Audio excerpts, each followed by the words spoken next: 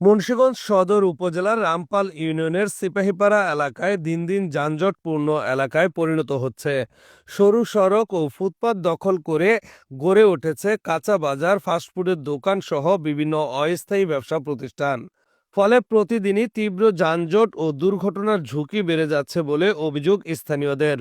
স্থানীয় অটো, মিশুক ও সিএনজি চালকরা জানান, নির্দিষ্ট পার্কিং ব্যবস্থা না থাকায় তাদের গাড়ি দাঁড় করাতে গিয়ে চরম ভোগান্তিতে পড়তে হচ্ছে। ফুটপাত দখল হয়ে যাওয়ায় যাত্রী ওঠানামা করতেও সমস্যা হচ্ছে, সৃষ্টি হচ্ছে দীর্ঘ যানজট। সিএনজি স্ট্যান্ড উঠাই দিয়া এখানে বস বসাইবে, দোকান বসাইবে, 25,000 30,000 করে টাকা লইয়া হেরা এই দোকান চালাইবো। আমাকে স্ট্যান্ড উঠাই দিব, স্ট্যান্ড বাদ করে স্ট্যান্ড রাখবো না। তা এই রোডের জন্য গাড়ি, গাড়ির জন্য রোড, কাঁচা বাজারের জন্য না।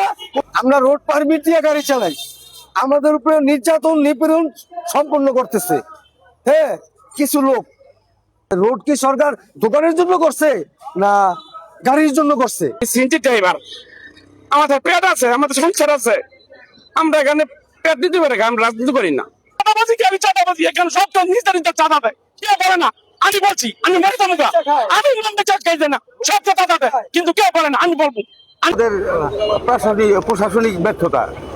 কারণ যারা এখানে সিএনজিটা চালায় এরা তো আমাদের উপকারের জন্য চালায়। এখন ওদের জন্য আমরা একটা ভিন্ন একটা স্থান করে দিতে পারি নাই। এখন আমার প্রশাসনের কাছে একান্তভাবে অনুরোধ, ওদের একটা ভিন্নভাবে একটা সুন্দর জায়গা করে দিলে ওরা এখান থেকে চলে যাবে।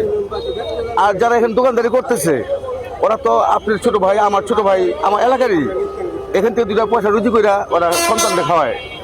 ওদেরও তো একটা পেটের রিজিক আছে। ওদের জন্য আমরা সুন্দর একটা স্থান করে দিতে হবে। আপনার তরফ থেকে আমরা প্রশাসনে জানাচ্ছি, তাদের জন্য একটা সুন্দর একটা স্থান করে দেন আমাদের। আজকে মাননীয় প্রধানমন্ত্রী তারেক জিয়া সাহেব বেকারদের কর্মসংস্থানের জন্য ব্যবস্থা করবো বলছে। এই স্থানটা দীর্ঘদিন স্থান, এখানে সব বেকার মানুষ, এরা কর্মজীবী, এরা কাজ করে এখানে খায়। মিশুক চালা যারা যারা এই ট্যাক্সি চালা তারা বেকার, এদের জন্য কর্মসংস্থানের জন্য একটা ইশতেহার দিছে। আমি তাই প্রধানমন্ত্রীকে ধন্যবাদ জানাই, তারেক জিয়া সাহেবকে। আর পাশাপাশি যে এমপি, আমাদের এমপি একজন ভালো লোক, আমাদের যে আপনার রতন সাহেব, এই রতন সাহেব অনেক ভালো লোক, উনি ন্যায় নীতির মানুষ, উনি চাঁদাবাজি পছন্দ করে না, চাঁদাবাজির বিরুদ্ধে আছে। এরা দীর্ঘদিন এখানে বাল বাচ্চা নিয়ে, এই সন্তান নিয়ে তারা চলছে। এই স্থানটা রাখার জন্য আমি আপনার আজকে যে আমাদের এমপি, আপনার এমপির কাছে অনুরোধ জানাই।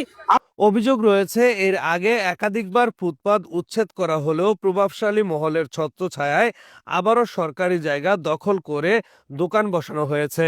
সরজমিনে গিয়ে জানা যায়, সিএনজি চালকদের সরিয়ে জোরপূর্বক ফাস্টফুডের দোকান বসানোকে কেন্দ্র করে এলাকায় উত্তেজনা ও সন্ত্রাসী কর্মকাণ্ডেরও অভিযোগ উঠেছে। নাম প্রকাশে অনিচ্ছুক কয়েকজন স্থানীয় বাসিন্দা বলেন, টাকার বিনিময়ে গোপনে দোকান বসানো হচ্ছে এবং নিয়মিত চাঁদাবাজি চলছে। এদিকে সাধারণ মানুষের দাবি, সরকারি জায়গা দখলমুক্ত করা ও যানবাহনের জন্য নির্দিষ্ট পার্কিং ব্যবস্থা না করলে সিপাহীপাড়ায় যানজট ভবিষ্যতে আরও ভয়াবহ আকার ধারণ করবে। কিছু ব্যবসায়ী স্বীকার করেছেন, প্রশাসনকে ম্যানেজ করেই তাদের এসব দোকান বসানো হয়েছে।